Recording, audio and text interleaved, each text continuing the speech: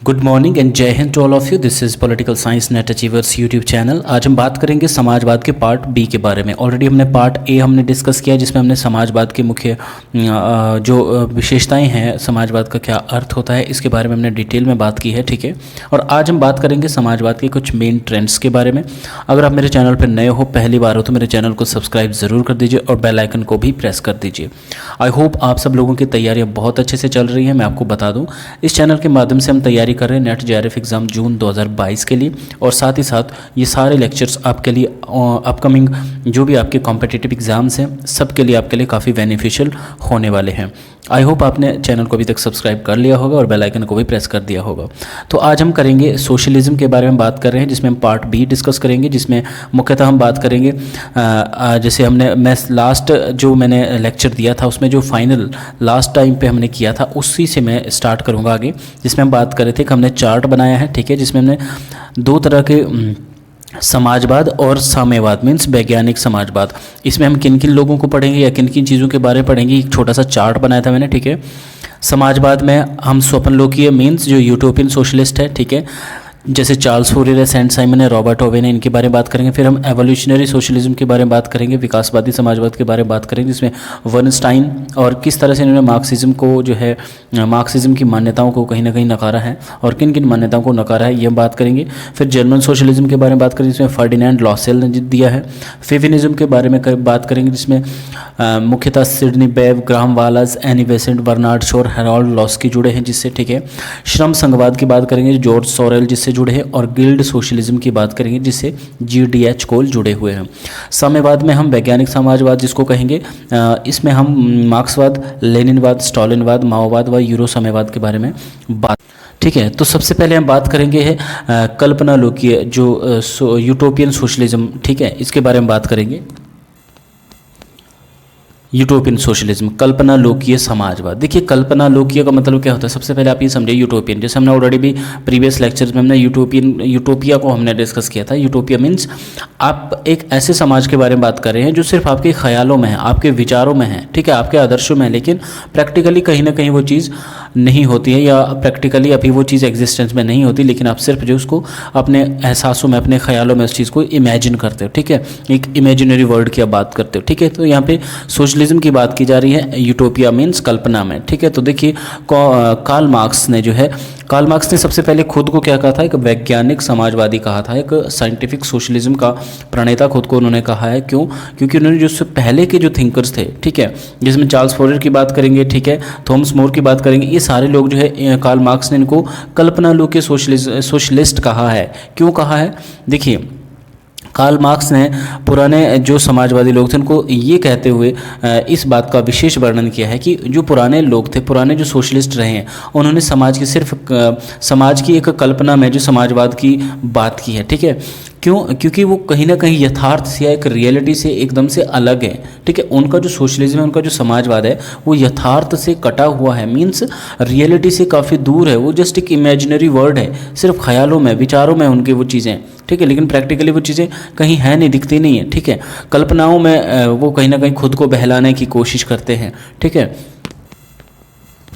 और वाकई में उन्होंने कैसे समाज की कल्पना की है जिसमें वो ये मानते हैं कि कहीं ना कहीं जो आपका जो दो क्लासेस होती है, ठीक है, जो कैपिटलिज्म में जो दो क्लासेस हुई हैं, एक हैव्स और एक हैव्स नॉट, ठीक है, धनवान और निर्धन, ठीक है, उन क्लासेस का जो कहीं ना कहीं भेद मिट जाएगा, ठीक है, उस समाजवाद में, ठीक है। जो कल्पनालोकीय समाजवाद है वो ये ज़्यादातर इमेजिन करते हैं कि आपका जो नया वाला जो समाजवाद है या होगा उसमें जो है क्लासेस नहीं होंगे, हैव्स और हैव्स नॉट, मतलब ये नहीं होंगे, ठीक है। इस दृष्टि से अगर हम बात करें तो आरंभिक विचार जो कहाँ पे हमें देखने को मिलते थे, ये प्लेटो के आदर्श राज्य में, ठीक है। हमने प्लेटो के आइडल स्टेट के बारे में बात की है।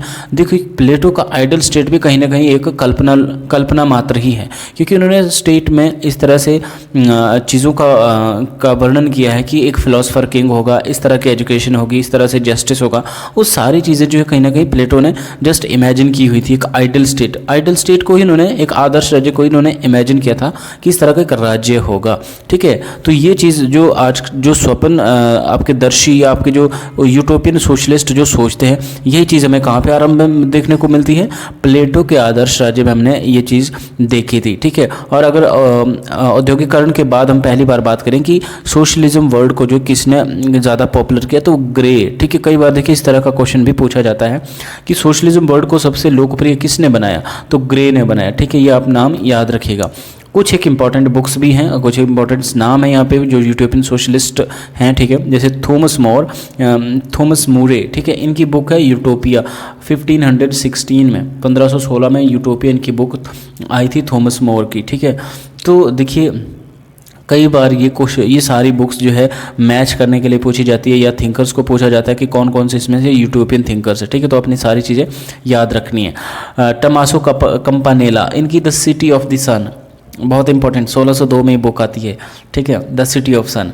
और James Harrington the Commonwealth of Oceana, 1656 में इनकी बुक आई है। और Gerrard Winstanley the law of freedom in platform, ये 1652 में इनकी बुक आई है, बहुत इंपॉर्टेंट बुक है, ठीक है। आगे हम देखिए इन विचारकों ने क्या किया, इन्होंने ये कहा कि 16वीं और 17वीं शताब्दी में ऐसे आदर्शवादी राज्य की इन्होंने स्थापना या एक कल्पना की है, ठीक है, जो जिसमें जो पूर्ण समानता होगी, कहीं ना कहीं इक्वालिटी की बात करते हैं। तो वही बात आ गई कि ये बोलते हैं कि हैव्स और हैव्स नॉट की जो एक भेद है, ठीक है, वो जो क्लासेस हैं दो, ठीक है, उनमें भेद मिट जाएगा और पूर्ण रूप से समानता स्थापित हो जाएगी और किसी भी प्रकार की इनइक्वालिटी या विषमता नहीं होगी। लेकिन क्या होता है, कार्ल मार्क्स अपने से पूर्व, जैसे हमने ऑलरेडी बात की कि कार्ल मार्क्स अपने से पूर्व समाजवादियों को स्वप्न लोकीय समाजवादी कहते हुए ये कहते हैं कि ये महत्वपूर्ण नहीं है कि समाज को बदला जाए, बल्कि ये महत्वपूर्ण है कि कैसे बदला जाए, ठीक है। तो देखिए इस तरह से कार्ल मार्क्स ने इन लोगों को क्रिटिसाइज भी किया था। क्यों? क्योंकि इन लोगों ने सिर्फ अपने विचार दिए कि ऐसा ऐसा होना चाहिए, ठीक है, या इस तरह से होना चाहिए। लेकिन कार्ल मार्क्स बोलते हैं कि आप प्रैक्टिकली उस चीज़ को अप्लाई करने के लिए, प्रैक्टिकली उस चीज़ को इम्प्लीमेंट करने के लिए आप सुझाव दे तो रहे हैं, लेकिन आप प्रैक्टिकली भी इसको करिए, ठीक है, इम्प्लीमेंट कीजिए उन चीज़ों को, ठीक है। ये मैटर करता है कि किस तरह से बदला जाए, ये नहीं करता कि जी हाँ बदला जाना चाहिए। तो सारे लोग बात कर रहे हैं, ठीक है, जो भी कैपिटलिज्म है, जिसका भी शोषण हो रहा है, वो सब लोग सोचते हैं कि देखिए इस तरह से व्यवस्थाएं होनी चाहिए।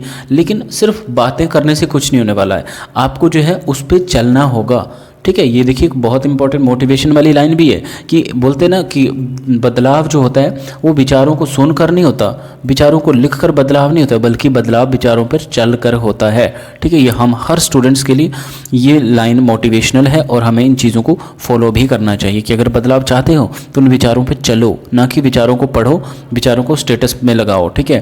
तो कार्ल मार्क्स भी यहाँ पर यही बात कहते हैं कि महत्वपूर्ण नहीं कि समाज को बदला जाए, बल्कि ये ज़्यादा महत्वपूर्ण है कि कैसे बदला जाए, ठीक है। वेपर ने भी कहा है कि काल्पनिक समाजवादियों ने क्या किया, सुंदर गुलाबों की कल्पना तो की, लेकिन गुलाब के पौधों के लिए कोई धरती तैयार। तो इस तरह से भी कई बार कोटेशन आ जाती है कि किसने ये कहा है कि काल्पनिक समाजवादियों ने सुंदर गुलाबों की कल्पना तो की है, लेकिन गुलाब के पौधों के लिए कोई धरती तैयार नहीं की है। तो वेपर ने ये बात कही है, ठीक है। आगे हम देखते हैं, बहुत इंपॉर्टेंट जो आपके जो यूटोपियन सोशलिस्ट है, ठीक है, कई बार क्वेश्चन पूछा जाता है। तो मैंने आपको बताया पहले भी मैंने कुछ नाम बताए, और देखिए आगे है सेंट साइमन है, और आपके चार्ल्स फोरियर है, और आगे हम बात करेंगे रॉबर्ट ओवेन की, ठीक है।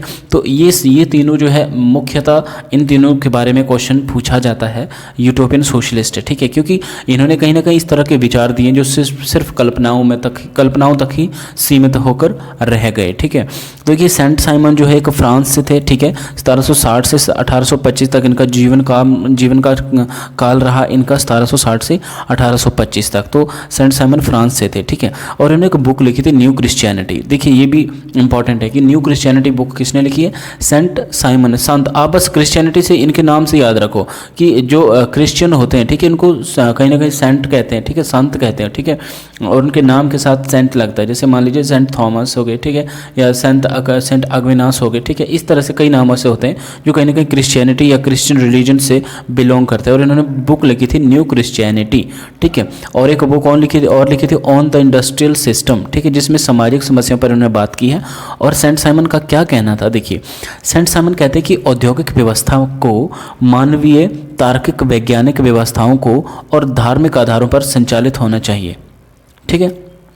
जो आपकी इंडस्ट्रियल सिस्टम है, ठीक है, जो आपका ह्यूमन रैशनैलिटी से जो साइंटिफिक सिस्टम आप डेवलप करते हो, ठीक है, उसको कहीं ना कहीं किस आधार पर संचालित होना चाहिए, धार्मिक आधारों पर संचालित होना चाहिए, ठीक है।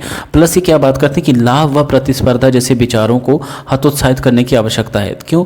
क्योंकि पूंजीवाद में क्या होता है, प्रतिस्पर्धा, कॉम्पिटिशन है, ठीक है, ज़्यादा से ज़्यादा अपने बेनिफिट के लिए सोचते हैं, ठीक है। और यहाँ पे ये बात करते हैं कि आप जो अपने जो लाभ और कंपटीशन का जो एक आपका अपना विचार है, ठीक है, उसको ख़त्म कर दिया जाना चाहिए, उसको ख़त्म करने की ज़रूरत है। कंपटीशन की जगह कॉपरेशन होना चाहिए लोगों में। और प्राइवेट प्रॉपर्टी को समाप्त करने का भी इन्होंने समर्थन किया, क्योंकि इनको ये लगता है कि समाज में जो हैव्स और हैव्स नॉट हैं, ठीक है, जो धनवान और निर्धन की जो क्लास बनी है वो कहीं ना कहीं प्राइवेट प्रॉपर्टी की वजह से ही बनी है। इसलिए प्राइवेट प्रॉपर्टी को ख़त्म कर दिया जाना चाहिए और जो प्राइवेट प्रॉपर्टी उसको कहीं ना कहीं पब्लिक ओनरशिप में लाया जाना चाहिए, ठीक है, सार्वजनिक स्वामित्व में उसको लाया जाना चाहिए। नेक्स्ट हम बात करेंगे चार्ल्स फोरियर की, जो फ्रांस से थे, ये भी 1772 से 1837 तक के रहे, ठीक है। तो थ्योरी ऑफ फॉर मूवमेंट, देखिए इन्होंने theory the, theory of for movement, ठीक है। इसमें वो क्या करते हैं, एक फैलेंक्स नाम के एक समुदाय की स्थापना की बात की है। देखिए ये भी बात आती है कि किसने जो फैलेंक्स नाम के समुदाय की स्थापना की बात किसने की, चार्ल्स फोरियर ने की। और ये एक ऐसा समुदाय होगा जिसमें पुलिस, वकील व सेना की कोई आवश्यकता नहीं होगी, और पूंजीवाद का भी इन्होंने विरोध किया। ये चार्ल्स फोरियर के बारे में बहुत महत्वपूर्ण जानकारी है, ये आप एग्जाम के पॉइंट ऑफ व्यू के लिए आप बिल्कुल इसको याद रखिए और तैयार कीजिए। नेक्स्ट हम बात करेंगे रॉबर्ट ओवन की, बहुत ही महत्वपूर्ण नाम है ये पॉलिटिकल साइंस में, ठीक है। देखिए 1771 से लेकर 1858 तक इनका जीवन काल रहा, जो कहाँ से थे, यूनाइटेड किंगडम मींस यूके से थे, ब्रिटिश थे, ठीक है, रॉबर्ट ओवन। और सर्वप्रथम जो क्रेडिट इनको जाता है समाजवाद वर्ड को यूज़ करने का, ठीक है, कि सोशलिज्म वर्ड को यूज़ किसने किया, सबसे पहले वो रॉबर्ट ओवन ने किया था, ठीक है। ब्रिटेन के समाजवाद का पिता भी कहा जाता है। देखिए 2-3 क्वेश्चन यहाँ पे बनते हैं। एक तो मैंने ऑलरेडी आपको बताया कि समाजवाद शब्द को जो है पॉपुलर किसने किया या लोकप्रिय किसने बनाया, तो ग्रे ने बनाया था वो, ठीक है। लेकिन समाजवाद शब्द का सर्वप्रथम प्रयोग किसने किया था, रॉबर्ट ओवन ने। और ब्रिटिश का जो समाजवाद था, ब्रिटेन का जो समाजवाद का, उसका पिता किसको माना जाता है, रॉबर्ट ओवन को माना जाता है। और सहकारिता आंदोलन का पिता भी किसको माना जाता है, रॉबर्ट ओवन को। इनके बारे में बहुत महत्वपूर्ण जानकारी। A new view of society, ठीक है, a new view of society में रॉबर्ट ओवन क्या कहते हैं कि एक आदर्श समाज का विचार दिया इनमें इन्होंने, जिसमें वो दूसरों के हितों पर ध्यान देते हैं, ठीक है। उनका ये मानना था कि दूसरों के हितों पर ध्यान दिया जाएगा, इस तरह की एक आदर्श सोसाइटी की इन्होंने बात की है, ठीक है। शिक्षा व स्वास्थ्य की सुविधाएं दी जाएंगी उस आदर्श सोसाइटी में, ठीक है।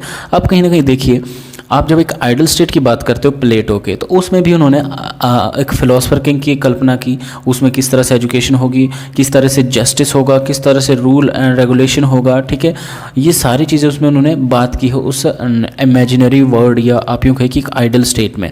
वैसे ही रॉबर्ट ओवन भी एक न्यू व्यू ऑफ सोसाइटी की बात करते हैं, एक आदर्श समाज की बात करते हैं, जिसमें वो कहते हैं कि ऐसा समाज होगा जिसमें दूसरों के हितों पर ध्यान दिया जाएगा, शिक्षा व स्वास्थ्य की सुविधाएं भी दी जाएंगी। और वो क्या कहते हैं कि वर्तमान समाज घृणा, स्वार्थ, अज्ञानता, वैमान्यता से भरा हुआ है, ठीक है। तो ये बात भी किसने कही है, रॉबर्ट ओवन ने ये बात कही है। आगे हम करेंगे, नेक्स्ट हम देखते हैं रेवोल्यूशनरी और एवोल्यूशनरी सोशलिज्म क्या होता है, ठीक है। देखिए समाजवाद को व्यवहारिक स्तर पर लाने के लिए, या आप यूँ कहें कि समाजवाद को अगर प्राप्त करना है तो उसकी 2 अलग अलग धारणाएं हैं, ठीक है।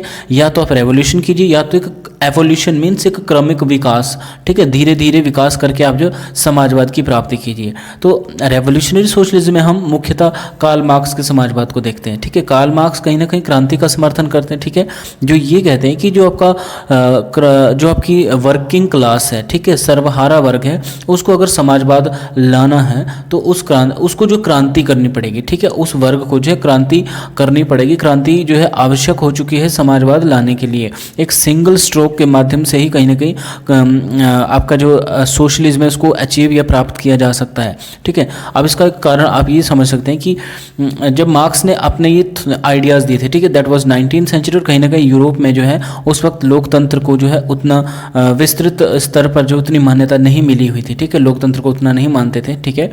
इसीलिए शायद कार्ल मार्क्स इस तरह के विचार रखते हैं, ठीक है।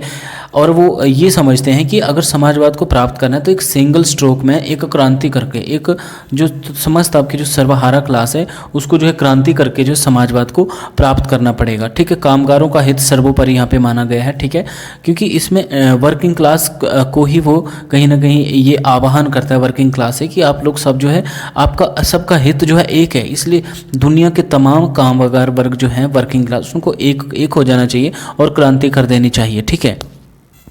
जबकि इसके विपरीत अगर हम एवोल्यूशनरी सोशलिज्म की बात करें, ठीक है, तो एरा ऑफ डेमोक्रेसी था, क्योंकि ये जो है 19वीं और आप यूँ कहें कि 19वीं और 20वीं शताब्दी के जो है आरंभिक दशकों में या 19वीं शताब्दी के जो है अंतिम दशकों में जो है इस तरह से बात की गई कि डेमोक्रेसी को जो काफ़ी मान्यता दी जाने लगी, ठीक है।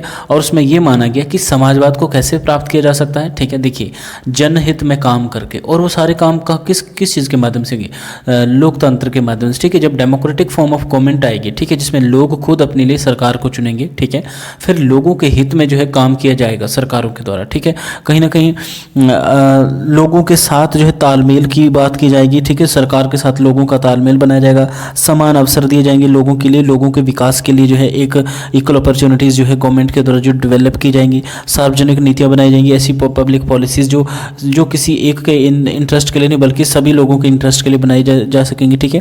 तो इन सब चीज़ों के माध्यम से ही कहीं ना कहीं धीरे धीरे सोशलिज्म को जो है प्राप्त किया जा सकेगा। ये है एवोल्यूशनरी सोशलिज्म की बेसिक सी मान्यता। इसमें जो है एवोल्यूशनरी प्रोसेस को जो है सर्वोपरि माना जाता है कि क्रमिक विकास, ठीक है, कि पहले आप एक काम करें, फिर दूसरा काम करिए, फिर तीसरा काम करें, इस तरह से आप जो है क्रम में चलिए, ना कि क्योंकि देखिए पूंजीवाद व समाजवाद में समझौता समाज को निरंतर धीरे धीरे जो है अग्रसर होने का सुझाव। देखिए इसमें क्या होता है, जैसे हमने देखा कि मार्क्सवाद में क्रांति का इसने समर्थन किया, लेकिन इसमें क्या होता है, एवोल्यूशनरी सोशलिज्म के जो समर्थक है वो मानते हैं कि देखिए क्रांति ज़रूरी नहीं है, क्रांति के द्वारा सिर्फ खून खराबा होगा, ठीक है, खून खराबा ही होगा, और उससे कहीं ना कहीं आप एकदम से पूंजीवाद को खाड़ भी फेंकेंगे ना, तब भी समाजवाद जो नहीं आ पाएगा। क्योंकि जो एवोल्यूशनरी सोशलिज्म के जो समर्थक हैं वो जो है कहीं ना कहीं पूंजीवाद को भी बनाए रखना चाहते हैं। आई मीन टू से कि पूंजीवाद व समाजवाद में समझौता करना चाहता है। ऐसा नहीं कि पूंजीवाद को, जैसे कार्ल मार्क्स बात करते हैं कि पूंजीवाद को टोटली उखाड़ फेंको, लेकिन एवोल्यूशनरी सोशलिज्म वाले कहते हैं कि नहीं जी, पूंजीवाद को भी आप लेके चलो, ठीक है, पूंजीवाद व समाजवाद में एक समझौता करो, एकदम से आप पूंजीवाद ख़त्म नहीं कर सकते। क्योंकि इसमें कईयों का ऐसा भी मानना था कि पूंजीवाद की वजह से ऐसा नहीं कि सबका शोषण हुआ है, कईयों का विकास भी हुआ है, ठीक है। इसीलिए पूंजीवाद और समाजवाद में समझौते की बात की जा रही है एवोल्यूशनरी सोशलिज्म के अंतर्गत, ठीक है। और इसमें यह बल्कि समाज को धीरे धीरे जो है आगे के लिए अग्रसर होने का सुझाव दिया जाएगा, ठीक है। तो इस तरह से हम दोनों में ये डिफरेंस देखते हैं, ठीक है। आप एक बात यही मान लीजिए कि रेवोल्यूशनरी जो सोशलिज्म वो ये मानते हैं कि आप सिर्फ एक सिंगल स्ट्रोक में जो है एक सर्वहारा क्रांति करके आप जो है पूंजीवाद को उखाड़ फेंको और समाजवाद आ जाएगा, ठीक है। लेकिन एवोल्यूशनरी सोशलिज्म वाले होते हैं नहीं, ऐसा नहीं होना चाहिए, उससे खून खराबा होगा, ठीक है। आप क्या करो, आराम से चलिए, ठीक है, जनहित में काम करिए, क्योंकि ये इनका जो एरा था वो कहीं ना कहीं डेमोक्रेसी का एरा शुरू हो गया था, ठीक है। जहाँ डेमोक्रेसी को ज़्यादा जो है मान्यता तवज्जो दी जाने लगी थी, इसीलिए इनका अलग विचार है इस चीज़ को लेकर, ठीक है। तो आगे हम देखते हैं एवोल्यूशनरी सोशलिज्म से रिलेटेड कुछ और जो महत्वपूर्ण सोशलिज्म के अलग अलग जो ट्रेंड्स हैं, ठीक है। नेक्स्ट हम रिवीजनिज्म की बात करें, ठीक है। रिवीजनिज्म का मतलब रिवीजन इन मार्क्सिज्म, मार्क्सिज्म के अंतर्गत जो है रिवीजन की बात की गई। इसमें रिवीजन किया गया है किसके द्वारा, एडवर्ड बर्नस्टाइन, जो कहाँ के थे, जर्मनी के थे। 1850 से लेकर 1932 तक इनका जीवन काल रहा, एडवर्ड बर्नस्टाइन, ठीक है, जर्मनी। तो आपने ये चीज़ भी याद रखनी है, उन्होंने कहीं ना कहीं मार्क्सवाद की कुछ एक मान्यताओं को जो क्रिटिसाइज़ किया हो, ठीक है। इन्होंने देखिए किया, एक तो मार्क्सिस्ट जो हिस्टोरिकल इंटरप्रिटेशन थी आपकी मटेरियल बेस पे, ठीक है, कि उन्होंने जो एक मटेरियलिस्टिक इंटरप्रिटेशन या इकोनॉमिक इंटरप्रिटेशन ऑफ हिस्ट्री जो दी थी कार्ल मार्क्स ने, इसको उन्होंने रिजेक्ट किया। एडवर्ड बर्नस्टाइन, कई बार इस तरह से क्वेश्चन आ सकता है कि एडवर्ड बर्नस्टाइन ने किन किन विचारों को कार्ल मार्क्स के जो है रिजेक्ट किया या रद्द किया है, ठीक है। और ये चीज़ भी आपको याद रखनी है। और उन्होंने जो मार्क्सवाद में रिवीजन किया है, ठीक है, इस तरह से भी मैंने प्रीवियस ईयर्स पेपर्स में जो है इस तरह का क्वेश्चन देखा कि मार्क्सवाद में रिवीजन किसने किया, मार्क्सवाद को किसने पुनर्विचार करके जो है इस तरह से पेश किया है, और उसको जो उन्होंने क्या नाम दिया, विकासात्मक समाजवाद, ठीक है। एवोल्यूशनरी सोशलिज्म जो है इन्होंने इसको नाम दिया है। और एवोल्यूशनरी सोशलिज्म का एक स्कूल है रिवीजनिज्म, ठीक है। और मार्क्सवाद की किन किन मान्यताओं को इसने जो है कहीं ना कहीं नकारा है, वो ये है कि जहाँ मार्क्स मानते हैं कि वर्ग संघर्ष जो है जो आपके जो वर्ग संघर्ष है, ठीक है, वो हिस्ट्री से आ रहा है, ठीक है, क्लास स्ट्रगल है। लेकिन इसने माना कि वर्ग संघर्ष अब तीव्र नहीं रहा क्योंकि पूंजीवाद से कामगारों की हालत बिगड़ी नहीं बल्कि सुधरी है। जबकि कार्ल मार्क्स इसके विपरीत मानते हैं कि भाई पूंजीवाद आने से जो आपके श्रमिक हैं या वर्कर हैं, ठीक है, उनका काफ़ी हद तक, काफ़ी बड़े स्तर पर जो उनका शोषण हुआ है। लेकिन इसमें ये माना जाता है, जो एडवर्ड बर्नस्टाइन है, क्या मानते हैं कि नहीं, आपका पूंजीवाद आने से कामगार वर्गों की जो हालत है वो बिगड़ी नहीं है बल्कि सुधरी है, ठीक है। ये अब उतना तीव्र नहीं रहा, और जो क्लास स्ट्रगल है अब उतना तीव्र नहीं रहा है क्योंकि यहाँ पे पूंजीवाद के आने के बाद जो है हालत इनकी सुधरी है, ठीक है। दूसरी, ये मिडिल क्लास का जब एक बात आती है, ठीक है, तो इसमें ये कहते हैं कि मिडिल क्लास का आकार जो है संकुचित नहीं विस्तृत हुआ, मतलब बढ़ा है। क्योंकि कार्ल मार्क्स क्या मानते हैं कि सिर्फ दो क्लासेस हैं, एक आपकी प्रोलेटेरिएट, दूसरी आपकी कैपिटलिस्ट क्लास है या बुर्जुआजी क्लास है, ठीक है। और मिडिल क्लास जो है वो कहीं ना कहीं ख़त्म होती जा रही है, ठीक है। बुर्जुआजी कौन है? जो सबसे अमीर लोग हैं, और प्रोलेटेरिएट जो सबसे गरीब है और जिनका शोषण हो रहा है, और मिडिल क्लास तो है ही नहीं। लेकिन यहाँ पे एडवर्ड बर्नस्टाइन ने उस बात को रिजेक्ट करते हुए कहा है कि नहीं, मिडिल क्लास का आकार संकुचित मीन्स कम नहीं हुआ है बल्कि ये और ज़्यादा बढ़ा है। मिडिल क्लास लोगों की डेवलपमेंट हुई है, ठीक है। और उद्योगों का केंद्रण नहीं विकेंद्रण हुआ, ठीक है। यहाँ पे इसने ये भी माना है क्योंकि कहीं ना कहीं पूंजीवाद में कार्ल मार्क्स ही मानते हुए आपके जो सोर्स ऑफ प्रोडक्शन है उनका जो है सेंट्रलाइजेशन हो गया। किन के हाथों में? वो किसके हाथ में चले गए? वो पूंजीपतियों के हाथ में या बुर्जुआजी क्लास के हाथ में चले गए हैं। लेकिन यहाँ पे एडवर्ड बर्नस्टाइन का ये मानना कि नहीं, केंद्रण नहीं हुआ बल्कि उनका विकेंद्रण, डिसेंट्रलाइजेशन हुई है मीन्स ऑफ प्रोडक्शन की, ठीक है। और इस तरह से ये एक जो क्लास स्ट्रगल का था, क्लास रूल का जो एक कॉन्सेप्ट था कार्ल मार्क्स, उसको भी रिजेक्ट करते हैं एडवर्ड बर्नस्टाइन, और क्या कहते हैं कि क्लास स्ट्रगल भी नहीं होना चाहिए, क्लास रूल भी नहीं होना चाहिए, ठीक है। कि भाई जैसे कार्ल मार्क्स ने बात की कि एक क्लास का रूल होगा, वो कौन सी क्लास? प्रोलेटेरिएट क्लास का भी रूल होगा। ये बोलते हैं नहीं, रूल किसी का नहीं चाहिए, सिर्फ एक डेमोक्रेसी चाहिए और उसके साथ एक जेन्युइन पार्टनरशिप चाहिए, ठीक है। तो इस तरह से एडवर्ड बर्नस्टाइन ने बात की है और एक रिविजनिज्म का एक कॉन्सेप्ट दिया इन्होंने, और एवोल्यूशनरी सोशलिज्म के कहीं ना कहीं आसपास इनके सारे विचार घूमते हैं, ठीक है। तो ये क्वेश्चन बहुत इंपॉर्टेंट है, मैंने प्रीवियस ईयर्स क्वेश्चन पेपर में भी देखा है, मैंने आपको पहले बताया कि कई बार ऐसा क्वेश्चन पूछा गया कि कार्ल मार्क्स के विचारों को किसने एक्सेप्ट नहीं किया। वैसे बहुत सारे लोग हैं, लेकिन ख़ास तौर पर इन विचारों को कहीं ना कहीं दरकिनार करके या ना मानकर कोई नए विचार भी इन्होंने प्रस्तुत किए हैं कि किस तरह से क्या होना चाहिए और किस तरह से सोशलिज्म की प्राप्ति होनी चाहिए, ठीक है। That is Edward Bernstein. Next देखते हैं, आगे हम देखते हैं फेवियन सोशलिज्म या फेवियनिज्म भी इसको कहते हैं, ठीक है, फेवियनवाद भी कहते हैं। इससे जुड़े जो मुख्य थिंकर हैं इनसे भी बहुत इंपॉर्टेंट क्वेश्चन पूछा जाता है कि कौन से थिंकर जो फेवियन सोशलिज्म के समर्थक हैं, ठीक है। तो Sidney Webb, Beatrice Webb, Bernard Shaw, Sidney Olivier और ग्राहम वालास, ये 5 लोग हैं, ठीक है, जो फेवियन सोशलिज्म से जुड़े हुए, ठीक है। अब फेवियनिज्म या फेवियन समाजवाद है क्या, ठीक है। इसका इतिहास जो है कहीं ना कहीं फेबियन सोसाइटी से जुड़ा हुआ है, ठीक है। फेबियन सोसाइटी क्या थी? 10 से 12 व्यक्तियों का एक दल था, ठीक है, जो एथिक्स के अध्ययन के लिए कहाँ पे, किसके सानिध्य में काम कर रहे थे? अमेरिकन प्रोफेसर थॉमस डेविडसन, ठीक है।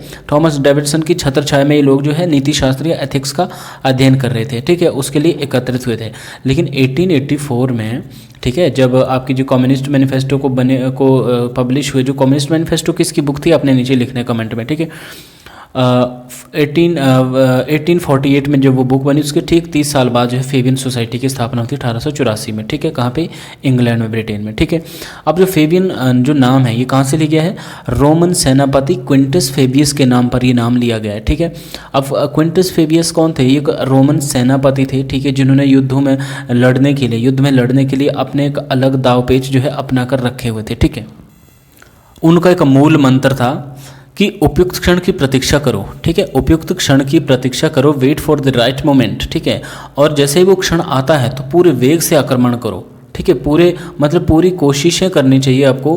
आप पूरे जितने भी आपके पास एनर्जी है आप उस पूरी एनर्जी लगाकर आप जो है उस पर आक्रमण करो। बस उस इम्पॉर्टेंट वो जो आपका जो राइट मोमेंट है, उपयुक्त जो क्षण है उसके लिए आप वेट करो पहले, फिर जैसे ही वो अगर क्षण आता है तो आप पूरे वेग के साथ आक्रमण करो, ठीक है। तो देखिए ये उन्होंने जो नीति थी वो युद्ध में अपनाई हुई थी, लेकिन इसी चीज़ को जो है इन्होंने भी एक्सेप्ट किया है फेबियन सोशलिज्म। कहीं ना कहीं ये भी समाजवाद को जो है कहीं ना कहीं व्यवहार में लाने के लिए ये भी इसी तरह की नीति को अपनाते हैं, ठीक है। इनका भी यही मानना था कि समाजवाद की जो स्थापना है वो कैसे होनी चाहिए, धीरे धीरे होनी चाहिए। और ठीक है, उसके लिए जो उन्होंने मुख्य एजेंडे क्या थे, प्रचार कीजिए, प्रसार कीजिए, भाषणों व कानूनों के माध्यम से, ठीक है, जो मध्य वर्ग है, ठीक है, उनके मन में जो आप समाजवाद का विचार बिठा दो, ठीक है। और प्रचार किस पद्धति को उन्होंने क्या कहा है, अंतः प्रवेश, परमिशन की संज्ञा दी है, ठीक है। कई बार इस तरह से भी प्रश्न पूछा जा सकता है कि जो परमिशन या अंत प्रवेश ये जो मेथड है, ठीक है, ये किसने यूज़ किया था, तो ये किया था फेबियन सोशलिज्म के समर्थकों ने। या आप यूँ समझिए कि फेबियनिज्म में जो है इस मेथड के द्वारा जो क्या किया जाता है, जो आपका मिडिल क्लास है उनके मन में या उनके बीच में प्रचार करके, प्रसार करके या भाषणों के द्वारा जो है कहीं ना कहीं समाजवाद को बिठाने की कोशिश की जाती है, ठीक है। और इनमें से एक महत्वपूर्ण बात है कि जैसे कार्ल मार्क्स ने जो पूंजी को कहीं ना कहीं विवाद की मेन जड़ माना है, ठीक है, लेकिन इन्होंने पूंजी को नहीं बल्कि भूमि को विवाद की मेन जड़ माना हुआ है, ठीक है। इसलिए एंजल्स ने भी इनके समाजवाद को जो है कहीं ना कहीं क्रिटिसाइज़ किया है, और वो कहते हैं कि जो फेबियन सोशलिज्म है ये एक गला सड़ा समाजवाद है, ठीक है, ये कहकर उन्होंने इसकी आलोचना की। कई बार ऐसा पूछा भी जा सकता है कि किसने फेबियन सोशलिज्म को गला सड़ा समाजवाद कहा है, तो एंजल्स ने कहा है, ठीक है।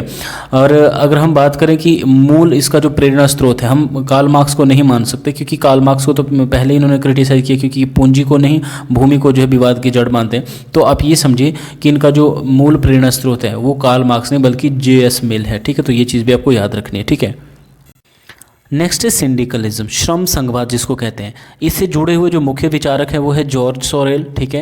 ये आपने याद रखना है कि जॉर्ज सोरेल जो है किसके साथ जुड़े हुए हैं, सिंडिकलिज्म या श्रम संघवाद के साथ ये जुड़े हुए हैं, ठीक है। ये एक फ्रांसीसी समाजवाद का एक रूप है, ठीक है। फ्रांस में इसका कहीं ना कहीं उदय होता है, जो फेबिनिज्म का समकालीन माना जाता है। फेबिनिज्म कहाँ पे हुआ था, ये ब्रिटेन में हुआ था, और आपका जो सिंडिकलिज्म है ये कहाँ पे, फ्रांस में हुआ था। इसमें क्या बात की जाती है कि आपके जो श्रम संगठन है, आपकी जो वर्किंग क्लास है, जो लेबर क्लास है, उनके संघ व मजदूर संघ वो जो है भावी समाज व्यवस्था के केंद्र होंगे, ठीक है। आपकी जो सोशल सिस्टम होगा उसका जो मेन सेंटर होगा वो कौन होगी, आपकी लेबर क्लास होगी, वर्किंग क्लास होगी। कहीं ना कहीं ये यहाँ पे कार्ल मार्क्स की जुबानी बोल रहे हैं, ठीक है। और इन्होंने जो है कार्ल मार्क्स के क्लास स्ट्रगल को भी इन्होंने कहीं ना कहीं एक्सेप्ट किया है, ठीक है।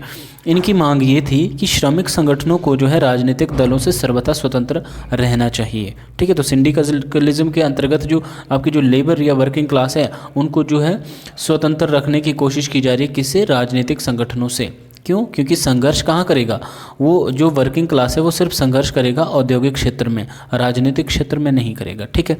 और उत्पादन के जो साधन होंगे उन पे भी किसका कंट्रोल होगा, वर्किंग क्लास का ही नियंत्रण उस पर होगा, ठीक है। और राज्य के उन्मूलन का भी इन्होंने विचार दिया कि जो स्टेट, जैसे हमने देखा कि स्टेट के उन्मूलन का विचार कार्ल मार्क्स भी करते हैं, ठीक है। क्यों, क्योंकि वो स्टेट को वो एज ए मीन्स मानते हैं, एक्सप्लॉयटेशन का एक मीन्स मानते हैं जो कैपिटलिज्म के हाथ में है, ठीक है, जिसके माध्यम से वो लोग क्या कर रहे हैं, वो श्रमिकों का या वर्किंग क्लास का जो एक्सप्लॉयटेशन कर रहे हैं स्टेट के द्वारा। इसीलिए कार्ल मार्क्स भी एक स्टेटलेस सोसाइटी की बात करते हैं।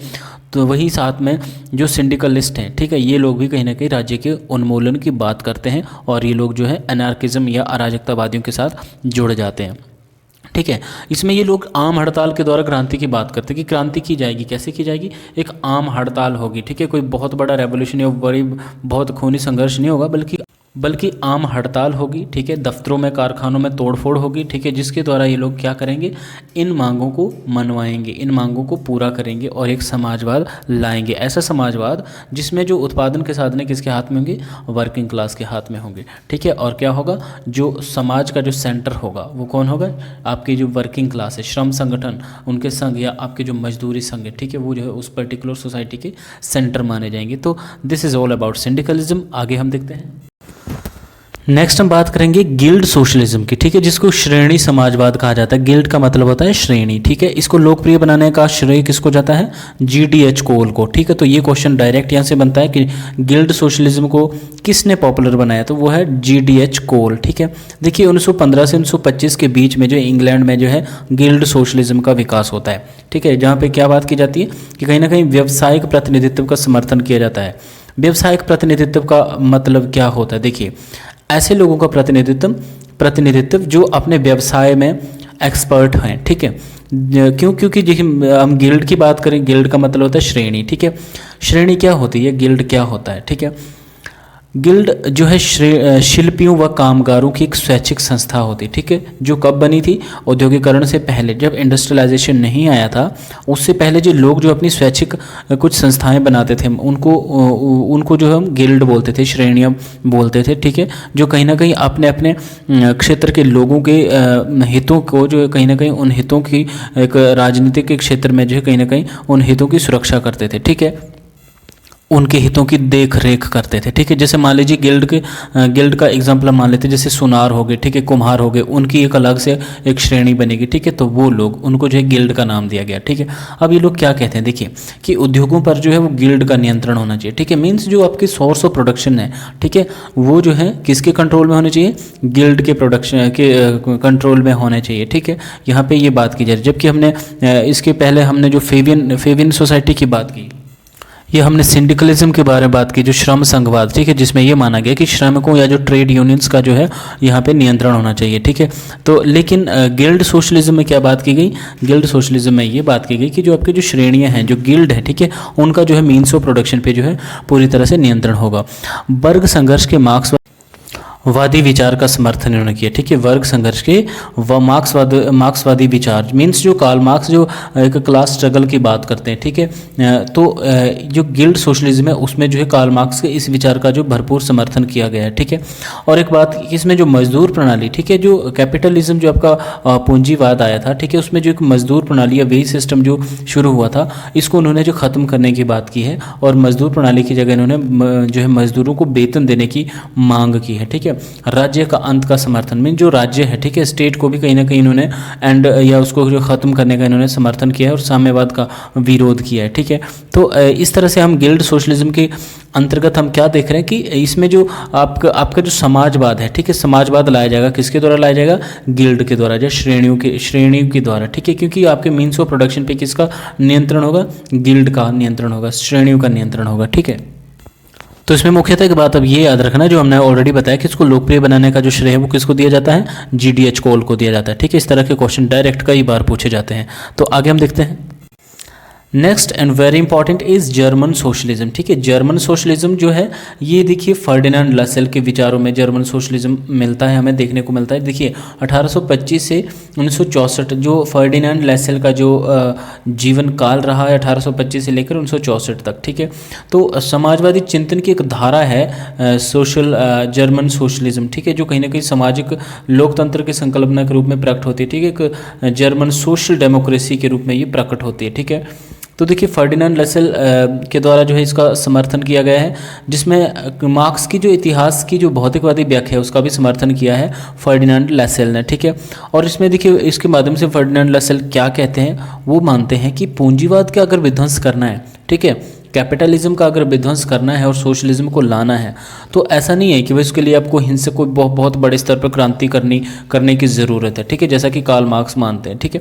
ये सीधा सा कहते हैं कि अगर आपको पूंजीवाद ख़त्म करना है तो जितने भी जो श्रमिक लोग हैं, ठीक है, जितने भी जो मजदूर लोग हैं, ठीक है, डेमोक्रेटिक तरीके से, लोकतांत्रिक तरीके से उनको जो विधानमंडल में जो है बहुमत हासिल करना चाहिए, ठीक है। जैसे इलेक्शन होंगे, ठीक है, तो जितने भी आपके जो कामगार लोग हैं, ठीक है, उनको जो है विधानमंडल में इलेक्शन लड़के जो है एक बहुमत हासिल करना चाहिए, ठीक है। और जब उनकी अपनी सरकार बन जाएगी तो क्या कर सकते हैं वो उस सरकार बनने पर वो पूंजीवाद के या पूंजीपतियों के हितों के विरुद्ध में कानून बना सकते हैं, ठीक है, या इस तरह की पॉलिसीज़ को वो बंद कर सकते हैं जो कहीं ना कहीं पूंजीपतियों के हितों में काम करती हैं, ठीक है, या इस तरह की नई पॉलिसीज़ बना सकती है जो कहीं ना कहीं उनके हितों के विरुद्ध साबित हो सके, ठीक है। कुल मिलाकर जो एक डेमोक्रेटिक सोशलिज्म की बात की जाती है जर्मन सोशलिज्म के अंतर्गत, ठीक है। एक बात और यहाँ पे आयरन लॉ ऑफ वेजेस, देखिए आयरन लॉ ऑफ ओलिगार्की शब्द किसने गढ़ा या किसने उसका यूज़ किया है, ये आप मुझे कमेंट बॉक्स में बताओगे, क्योंकि आपको मैक्सिमम टाइम वो क्वेश्चन पूछा जाता है कि आयरन लॉ ऑफ ओलिगार्की शब्द जो है किसने यूज़ किया है, ठीक है। लेकिन एक टर्म और है आयरन लॉ ऑफ वेजेस, ठीक है। आयरन लॉ ऑफ वेजेस का मतलब है मजदूरी का लौह नियम, मजदूरी का लौह नियम, ठीक है। और जो आयरन लॉ ऑफ ओलिगार्की उसको कहते हैं अल्पतंत्र का लौह नियम, ठीक है। और आयरन लॉ ऑफ वेजेस मजदूरी का लौह नियम, जिसको किसने यूज़ किया? फर्डिनेंड लसेल ने जो है इसको कहीं ना कहीं यूज़ किया ये वर्ड, ठीक है। तो आप मुझे कमेंट करके बता रहे हैं कि आयरन लॉ ऑफ ओलिगार्की शब्द का प्रयोग किसने किया है, ठीक है। आगे हम बात करेंगे साइंटिफिक सोशलिज्म की, ठीक है, जो कार्ल मार्क्स खुद को वैज्ञानिक समाजवादी कहते हैं, ठीक है। साइंटिफिक सोशलिज्म या कम्युनिज्म की हम बात करते हैं।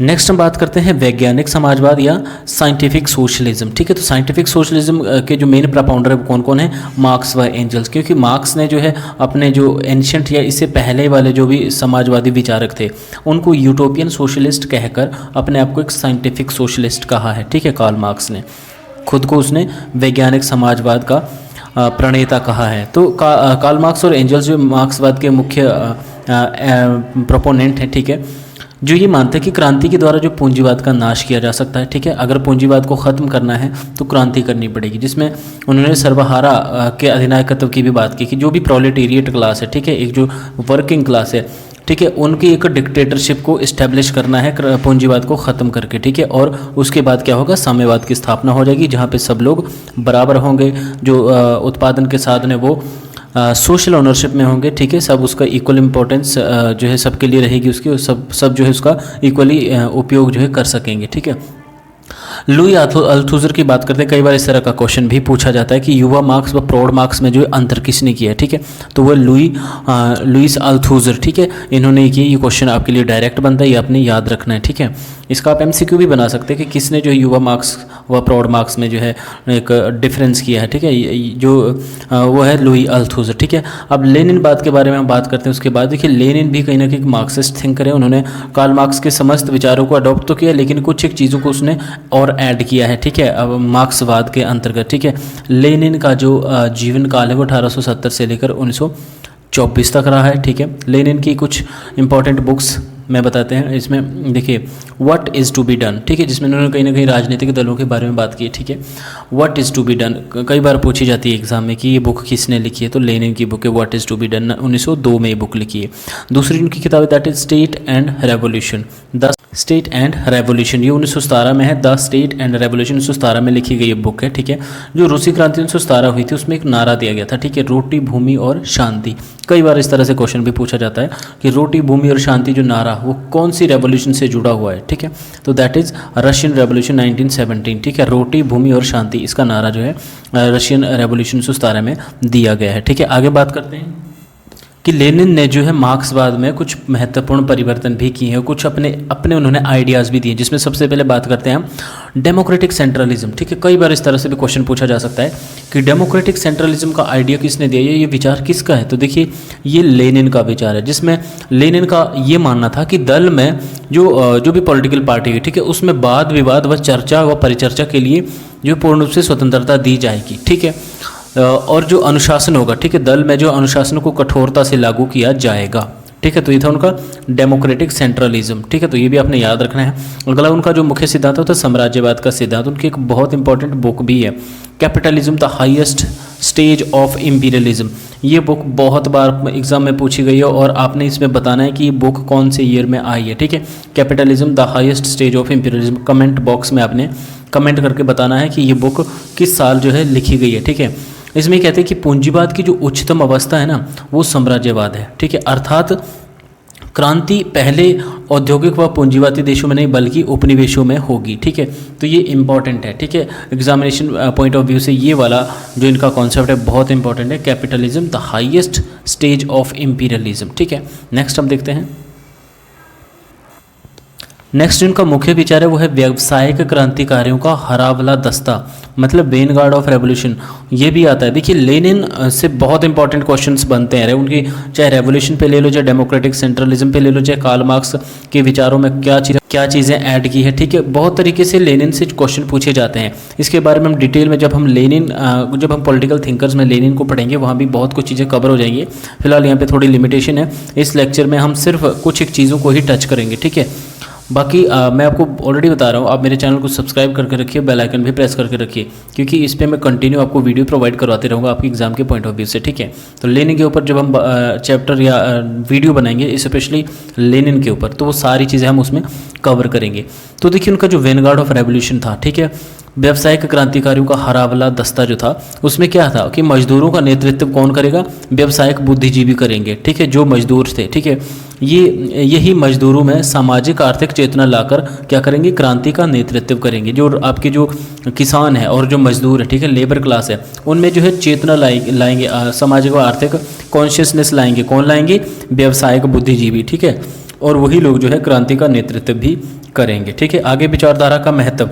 देखिए विचारधारा आइडियोलॉजी पे हमने ऑलरेडी बहुत बड़ा लेक्सन जो है तैयार किया है। ठीक है, आप जो है उसमें डिस्क्रिप्शन में जाकर देख सकते हैं। इस पर अलग से आइडियोलॉजी पे मैंने चैप्टर बनाया है। ठीक है, तो उस पर बहुत अच्छे से मैंने डिटेल में बताया कि आइडियोलॉजी को किस किस विचारधारा ने किस नज़रिए से देखा है। ठीक है, तो देखिए जब हमने कार्ल मार्क्स की बात की तो मार्क्स जो है इसको एक फेल्स कॉन्शियसनेस मानते हैं। ठीक है, कहीं ना कहीं एक मतलब झूठी या आप ये समझिए कि एक झूठी चेतना उसको कहते हैं कार्ल मार्क्स। ठीक है, जो विचारधारा है आपकी वो जो है झूठी चेतना है। ठीक है, जबकि लेनिन के लिए क्या है कि विचारधारा की ज़रूरत जो है मजदूर वर्ग को भी पड़ेगी। That is communist ideology. ठीक है, जो मजदूर वर्ग होगा ना, जब वो कम्युनिज्म की स्थापना करेंगे उसके बाद एक कम्युनिज्म विचारधारा इमर्ज होगी। ठीक है, तो उनको भी कहीं ना कहीं विचारधारा की ज़रूरत पड़ेगी। ऐसा नहीं कि विचारधारा की ज़रूरत नहीं है। ठीक है, यस, मिथ्या चेतना। ठीक है, मुझे ये अभी याद नहीं आता कि फेल्स जो उसको हिंदी में क्या कहते हैं। ठीक है, फेल्स कॉन्शियसनेस, तो ये एक मिथ्या चेतना जो कार्ल मार्क्स ही मानते। कई बार इस तरह से क्वेश्चन डायरेक्ट पूछा जाता है कि विचारधारा को मिथ्या चेतना किसने कहा है?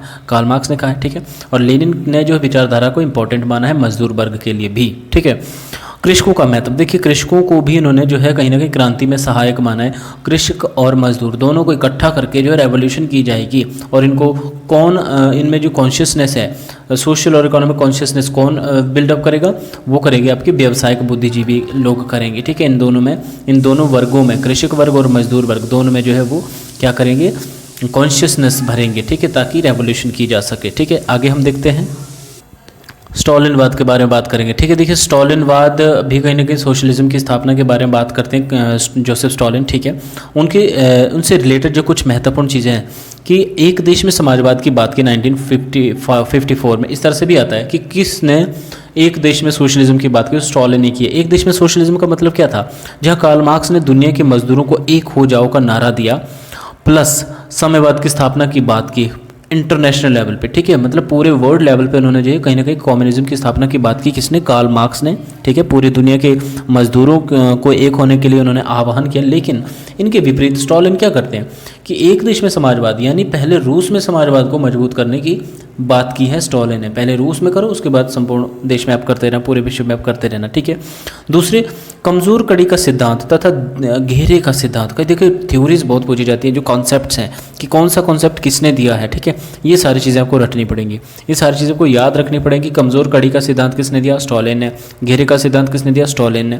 और भी बहुत महत्वपूर्ण सिद्धांत लोगों ने दिए हैं, वो हमने कहा कि बारी बारी हम सारी चीज़ें कवर करने की कोशिश करेंगे। फिलहाल जो इंपॉर्टेंट है वो हमने यहाँ पे मेंशन किया। ठीक है, स्टॉलिन ने ऊपर से समाजवाद, ठीक है, ये भी बहुत इंपॉर्टेंट है कि ऊपर से समाजवाद या शीर्ष से समाजवाद का सिद्धांत किसने दिया है? ठीक है, तो ये भी स्टॉलिन ने दिया है। ठीक है, जिसे राज्य पूंजीवाद का सिद्धांत भी कहा जाता है। ठीक है, इनका जो ऊपर से समाजवाद का सिद्धांत है इसको राज्य पूंजीवाद का सिद्धांत भी कहा गया है। ठीक है, ये कुछ इंपॉर्टेंट चीज़ें हैं स्टॉलिन के कॉन्टेक्स्ट में। नेक्स्ट हम देखते हैं माओ के कॉन्टेक्स्ट में। ठीक है, चाइनीज़ रेवोल्यूशन में बहुत इंपॉर्टेंट नाम है ये आपके जो माओ त्से-तुंग। ठीक है, ये 1893 से 1976 तक इनका जीवन काल रहा है माओ, और इनकी बुक है ऑन कॉन्ट्राडिक्शन। ठीक है, बहुत इंपॉर्टेंट बुक है, बहुत बार पूछे। ऑन कॉन्ट्राडिक्शन और ऑन न्यू डेमोक्रेसी, ये दो महत्वपूर्ण बुक्स हैं माओ की। और भी बहुत महत्वपूर्ण चीज़ें, महत्वपूर्ण की बुक्स और महत्वपूर्ण के विचार हैं, वो हम जब थिंकर्स के बारे में बात करेंगे उसमें हम सारा कवर करने वाले हैं। फिलहाल ठीक है, 1949 में चीनी क्रांति जो चाइनीज़ रेवोल्यूशन हुई, ठीक है, इसमें किसान वर्ग को विश्वास में लिया और समाजवादी राज्य की स्थापना के लिए क्या किया कि माओ ने क्या किया? अपना आजीवन नेतृत्व अपने पास रख लिया। मतलब उन्होंने क्या किया कि एक सोशलिस्ट स्टेट की जो स्थापना करने के लिए उन्होंने चाइनीज़ रेवोल्यूशन जो 1949 में हुई थी, इसमें क्या किया? इन्होंने किसान वर्ग को जो अपने विश्वास में लिया।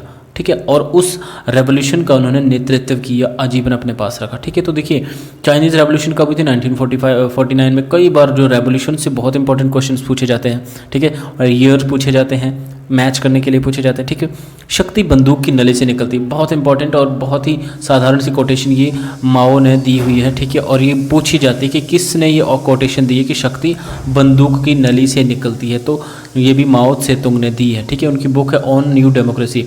जिसमें सैकड़ों फूल एक साथ खिलने दो, ये भी जो कॉन्सेप्ट उन्होंने दिया, ठीक है। इसके बाद लंबी छलांग का सिद्धांत भी इन्होंने दिया है, ठीक है। तो देखिए बहुत सारी चीज़ें हैं माओ के संदर्भ में भी इंपॉर्टेंट है, ठीक है। यहाँ पे जिन जिन चीज़ों का जिक्र हो रहा है, ये सारी चीज़ें आपके एग्जाम के पॉइंट ऑफ व्यू से बहुत ज़रूरी है, इसलिए आपको ये सारी चीज़ें याद रखनी है, ठीक है। और एक परमानेंट रेवोल्यूशन की बात करते हैं कि किसी न किसी क्षेत्र में जो द्वंद्व बने रहते हैं, इनका मानना है, माओ का मानना है कि ऐसा नहीं कि रेवोल्यूशन नहीं होगी, एक बार रेवोल्यूशन होगी उसके बाद सारी चीज़ें खत्म हो जाएगी, ऐसा नहीं है। रेवोल्यूशन बोलते होती ही रहेंगी, क्योंकि किसी न किसी क्षेत्र में द्वंद्व या वाद विवाद बने रहते हैं, इसलिए क्रांति की आवश्यकता वहाँ पे पड़ ही जाती है, ठीक है। तो क्रांति जो है उन्होंने कहीं ना कहीं परमानेंट या लगातार जो क्रांति की उन्होंने बात की है, ठीक है, माओ ने। तो यहाँ पे माओ के संदर्भ में बहुत इंपॉर्टेंट क्वेश्चन बनते हैं कुछ। एक ऑन कॉन्ट्राडिक्शन बुक किसकी है, माओ की है। ऑन न्यू डेमोक्रेसी बुक किसकी है, ये माओ त्से-तुंग की, ठीक है। सैकड़ों फूल एक साथ खिलने दो, माओ ने कहा, ठीक है। उसके बाद शक्ति बंदूक की नली से निकलती है, माओ ने कहा, ठीक है। और परमानेंट रेवोल्यूशन का जो कॉन्सेप्ट है वो किसने, माओ ने दिया, ठीक है। नेक्स्ट हम देखते हैं यूरो साम्यवाद की बात करते हैं, ठीक है। यूरो कम्युनिज्म की बात करते हैं, ठीक है। ये बर्लिंगर और कोरिलो, ये दो इसके मुख्य प्रतिपादक है जो यूरो साम्यवाद को समर्थन करते हैं, बर्लिंगर और कोरिलो। ये भी बहुत इंपॉर्टेंट क्वेश्चन है और कई बार इस तरह से क्वेश्चन बनता है कि यूरो साम्यवाद के मेन प्रोपोनेंट कौन है, ठीक है। तो बर्लिंगर और कैरिलो, ठीक है। ये कैसे जो यूरो साम्यवाद है, it's a one kind of democratic socialism, कहीं ना कहीं ये भी जो लोकतांत्रिक समाजवाद की तरह है। क्यों? क्योंकि इसमें क्या बात की जाती है, नागरिक स्वतंत्रताओं का सम्मान किया जाता है, ठीक है। और संसदीय प्रजातंत्र का भी समर्थन किया जाता है, ठीक है। ऐसी डेमोक्रेसी जो पार्लियामेंट्री डेमोक्रेसी हो, ठीक है। और क्रांति की जगह जो है वाद विवाद का जो सुझाव है, जो वाद विवाद का जो समाधान है वो कैसे किया जा सकता है, शांति के द्वारा किया जाता है, ठीक है। तो यूरो साम्यवाद के कॉन्टेक्स्ट में यहाँ पे इतनी सी चीज़ें हैं, बहुत इंपॉर्टेंट है आपको एटलीस्ट यही पता होना चाहिए कि यूरो साम्यवाद का जो सेंट्रल आइडिया वो क्या है। वो यही है कि आप जो इंडिविजुअल की लिबर्टीज़ का सम्मान करते हो, संसदीय डेमोक्रेटिक सोशलिज्म का समर्थन करते हो और आप रेवोल्यूशन की जगह पीस की बात करते हो, ठीक है। क्रांति में विश्वास नहीं करते बल्कि आप शांति में विश्वास रखते हो, ठीक है। और कौन इसके मुख्य प्रतिपादक हैं, बर्लिंगर और कैरिलो, ठीक है। तो याद रखिएगा। नेक्स्ट हम देखते हैं, तो नेक्स्ट हम देखते हैं बाजारवादी समाजवाद, ठीक है। बाजारवादी समाजवाद को जो 20वीं सदी का समाजवाद माना जाता है, ठीक है। 1990 में जब क्या होता है, फ्रांसिस फुकुयामा बहुत इंपॉर्टेंट है। देखिए फ्रांसिस फुकुयामा की बुक है end of history and the last man, बहुत बार पूछी जाती है। और फ्रांसिस फुकुयामा का जो एक थॉट था कि उदारवाद की जो एक विश्व विजय की घोषणा जब इन्होंने की थी, ठीक है। तो देखिए फ्रांसिस फुकुयामा के द्वारा उदारवाद की विश्व विजय की घोषणा की गई, ठीक है। इसका मतलब क्या था, फ्रांसिस फुकुयामा ने ये वर्ल्ड वाइड जो है ये दावा किया कि अब जो है समाजवादी विचारधारा जो है वो समाप्त हो चुकी है, ध्वस्त हो चुकी है। क्यों? क्योंकि पूर्वी यूरोपीय राज्यों में साम्यवादी व्यवस्था का भी विघटन हो चुका है, ठीक है। सोवियत संघ की कहीं ना कहीं जो साम्यवादी व्यवस्था वो पतन हो गया, सोवियत संघ का जो है डिसइंटीग्रेशन हो चुका है, ठीक है।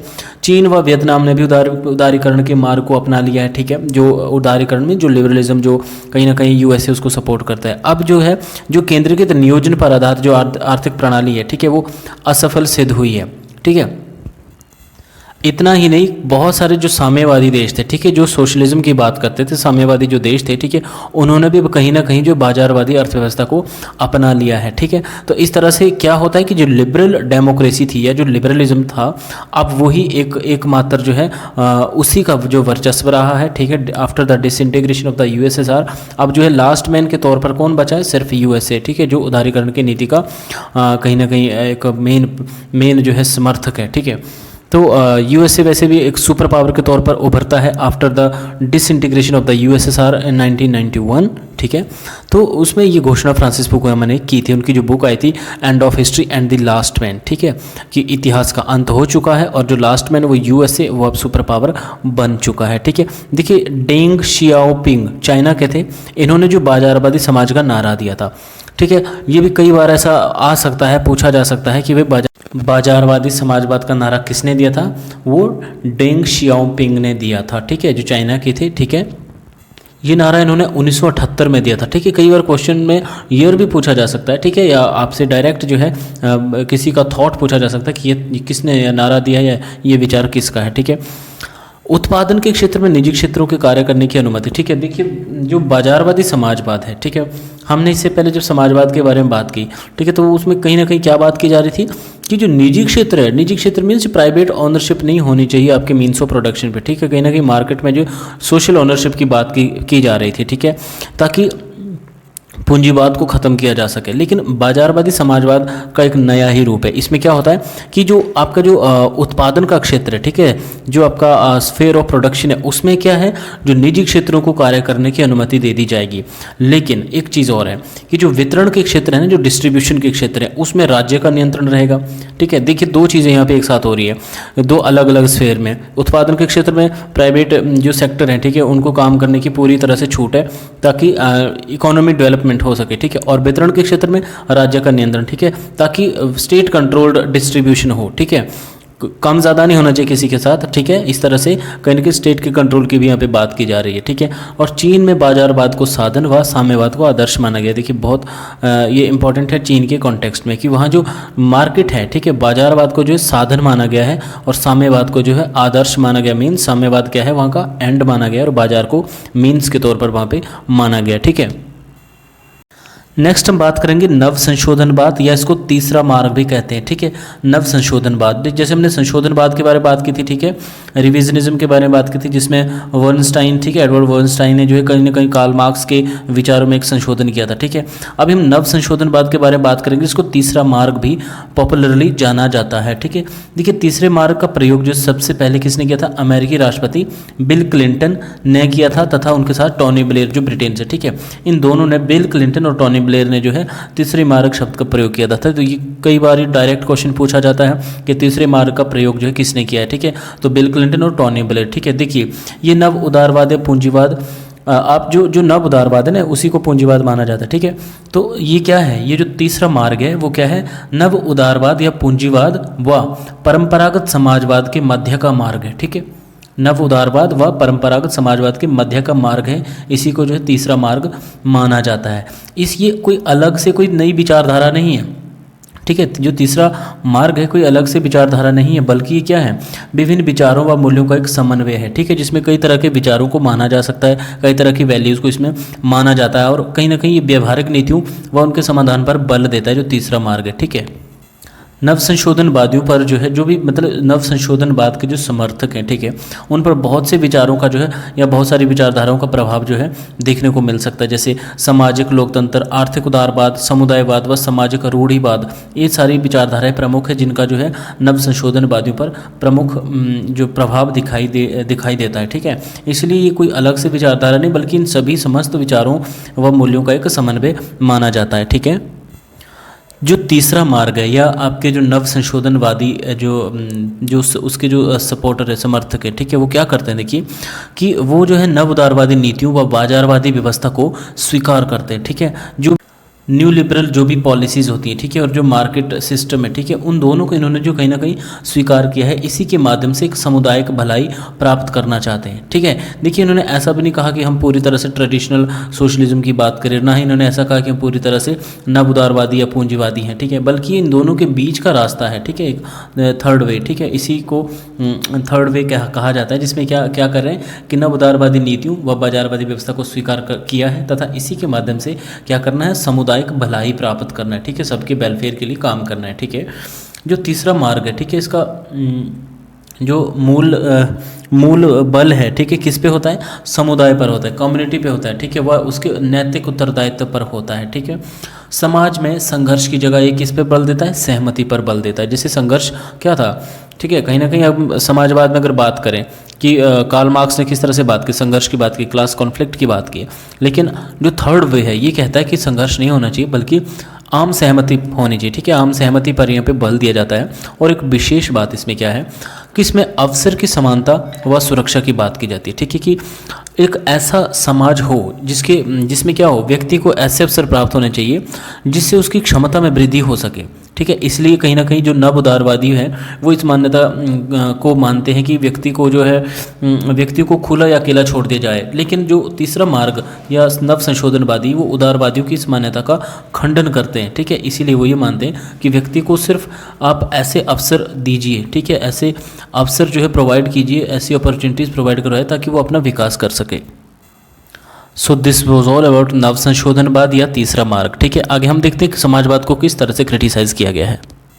समाजवाद की आलोचना। ठीक है, समाजवाद की आलोचना को पढ़ना इसलिए ज़रूरी हो जाता है क्योंकि कई बार जो आलोचना में जो किसी ने कोई कोटेशन कही होती है ना, उसको जो है क्वेश्चंस में पूछ लिया जाता है। ठीक है, एक कोटेशन बनाकर पूछा जा सकता है, किसी की डेफिनेशन है, परिभाषाएं, उन परिभाषाओं को कोटेशन बना के पूछा जाता है एग्जाम में। ठीक है, और बहुत इंपॉर्टेंट है ये सारी चीज़ें। ठीक है, तो देखिए समाजवाद के संदर्भ में हर्बर्ट स्पेंसर कौन है? एक हर्बर्ट स्पेंसर जो है कहीं ना कहीं एक लिबरलिस्ट है, उदारवादी हैं। ठीक, उदारवादी थिंकर हैं जो स्टेट को एक पुलिस राज्य की कहीं ना कहीं संज्ञा देते हैं कि एक जो स्टेट क्या है वो क्या होना चाहिए? पुलिस राज्य, जो व्यक्ति की सिर्फ जो व्यक्ति की के राइट हैं, व्यक्ति के जो राइट्स हैं, जो अधिकार है, सिर्फ उनकी प्रोटेक्शन करे। ठीक है, स्टेट।